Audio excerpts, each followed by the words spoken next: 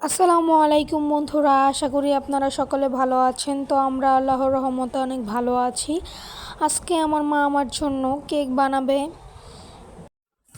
যেহেতু আজকে আমার বার্থডে।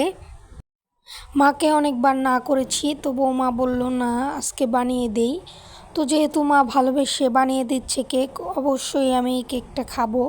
এবং আমার অনেক ভালো লাগছে যে আমার জন্য কেক বানাচ্ছে। আমার ছোট ছোট ভাই বোনরা তো অনেক খুশি মায়ের হাতের কেক খাবে। আমার মা কিন্তু অনেক সুন্দরভাবে কেক বানাতে পারে, অনেক সফট হয় এবং নরম হয়। তো এখানে আমার বোন বলছে, গাইস আমরা কেক বানাচ্ছি, মা কেক বানিয়ে দিচ্ছে। ওরা তো অনেক খুশি যে কেক বানাবে, আমরা খাবো। তো ওরা পাশে বসে দেখছিল কি কি করে, কিভাবে বানায়।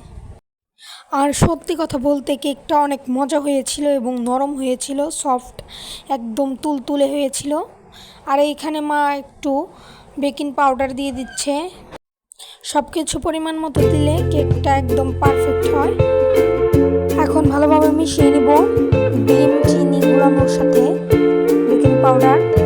আর এখন সামান্য একটু ফুড কালার দেব, অরেঞ্জ, এবং পরিমাণ মতো গুঁড়ো দুধ দিয়ে দিব।